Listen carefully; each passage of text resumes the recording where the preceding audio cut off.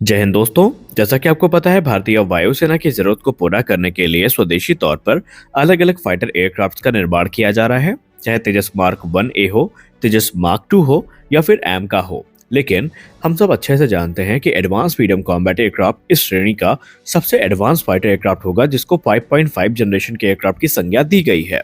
और हम लोग ये भी जानते हैं, इस एयरक्राफ्ट में स्टेल्थ को काफी प्राथमिकता दी जाएगी और ये ऐसे मिशन को एग्जीक्यूट करने में सक्षम होगा जहां पर दूसरे मैन फाइटर्स के लिए जा पाना थोड़ा मुश्किल होता है। कहने का मतलब ये है कि ये रेडार को चकमा देने में सक्षम होगा। अब अभी तक हमें ये तो पता था कि ये काफी एडवांस होगा, स्टेल्थ को प्राथमिकता दी जाएगी और इसमें जितने भी हथियार हैं वो इंटरनल वेपन बे में कैरी किए जाएंगे। इंटरनल वेपन बे का मतलब एक खाली रिक्त स्थान होता है एयरक्राफ्ट का, जिसके अंदर जो वेपन्स हैं उनको रखा जाता है ताकि एयरक्राफ्ट का जो रेडार क्रॉस सेक्शन है उसको कम किया जा सके। लेकिन हाल ही में मीडिया की तरफ से कुछ ऐसी रिपोर्ट सामने आई हैं जो ये बता रही हैं कि एमका में स्टेल्थ के अलावा एक बीस्ट कॉन्फ़िगरेशन हमें देखने को मिलेगी। आखिरकार एमका का ये बीस्ट मोड क्या है और क्यों हमें इसकी ज़रूरत है और क्यों एमका के लिए ये बहुत ज़्यादा महत्वपूर्ण है, आइए जानते हैं पूरा मामला क्या है। देखिए, एयरक्राफ्ट जो स्टेल्थ होते हैं उसका कहीं भी ये मतलब नहीं होता कि आप सिर्फ उन्हें स्टेल्थ मोड में ऑपरेट कर सकते हैं। आपके पास ऑप्शन होते हैं कि आप जो एक्सटर्नल पायलट्स हैं, जिनको हम हार्ड पॉइंट कहते हैं, जहां पर मिसाइल्स कैरी की जाती हैं, उसको भी आप यूज कर सकते हैं। तो सेम कॉन्फ़िगरेशन अब हमें एमका में देखने को मिलेगी। एमका स्टेल्थ और नॉन स्टेल्थ दोनों मोड में ऑपरेट किया जा सकेगा। जहां तक रही बीस्ट मोड की, तो बीस्ट मोड को डे 3 मोड भी कहा जाता है।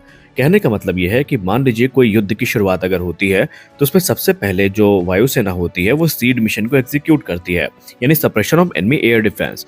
इन मिशंस के अंतर्गत जो स्टेल्थ फाइटर हैं वो अंदर जा करके जो एनिमी के इंफ्रास्ट्रक्चर हैं, जिसमें surface to air missile system हो सकते हैं, एडवांस रडार हो सकते हैं, प्राइमरी इंस्टॉलेशंस हो सकते हैं, इनको डिस्ट्रॉय करते हैं। और उसके बाद जब ऐसा प्रतीत होता है कि अब स्टेल्थ की भूमिका ज़्यादा नहीं है, हमें फायर पावर चाहिए, तो फिर ऐसे में जो बीस्ट कॉन्फ़िगरेशन है वो यूज़ होती है। इसमें स्टेल्थ फाइटर जो है वो इंटरनल वेपन बे की जगह जो एक्सटर्नल पायलट्स हैं उसमें हथियार को कैरी करते हैं। इसका बेनिफिट ये होता है कि बड़ी संख्या में हथियार कैरी किए जा सकते हैं और एक मैसिव पंच हम एनिमी पर रख सकते हैं। और यही कॉन्फ़िगरेशन अब एमका में देखने को मिलेगी। एमका का जो बीस्ट मोड है वो इस समय हमें मिशन में एग्जीक्यूट होता दिखाई पड़ेगा। इस समय नहीं, बल्कि जब ये बन के तैयार होगा उस समय। अब यहाँ पर एमका को बीस्ट मोड में तब इस्तेमाल किया जाएगा जब हमें फायर पावर की जरूरत होगी और फायर पावर की प्राथमिकता स्टेल्थ से ज्यादा होगी। हालांकि इसमें ऐसा भी नहीं है कि बीस्ट मोड में एकदम इसके रेडार क्रॉस सेक्शन काफी ज्यादा बढ़ जाएंगे। दरअसल स्टेल्थ कोटिंग तो इसमें होगी, दूसरे सिस्टम होंगे, लेकिन जो एक्सटर्नल हार्ड पॉइंट में हम हथियार कैरी करेंगे उसके चलते इसका जो रेडार क्रॉस सेक्शन है वो थोड़ा थोड़ा बढ़ जाएगा। अब ऐसा नहीं है कि भारत पहली बार ये एडवेंचर करने जा रहा है। अमेरिका का F-22 रैप्टर और F-35 लाइटनिंग 2 जैसे एयरक्राफ्ट और रशिया का Su-57 फैलन भी ये काम कर चुके हैं। तो वो लोग जो सिर्फ ये मान के चल रहे थे कि एमका की फायर पावर काफ़ी लिमिटेड है क्योंकि ये इंटरनल वेपन बे में हथियारों को कैरी करेगा और एक लिमिटेड पेलोड को कैरी कर सकेगा, उनकी दिक्कतें अब दूर हो चुकी हैं क्योंकि हमारा एमका बहुत ज़्यादा एडवांस होने वाला है।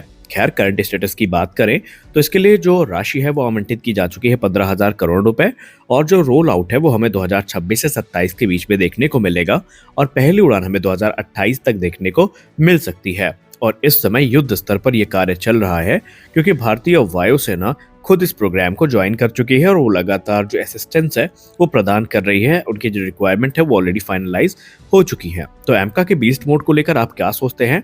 आप अपनी राय कमेंट सेक्शन में जरूर दीजिए। मिलते हैं अगले वीडियो में, तब तक के लिए जय हिंद।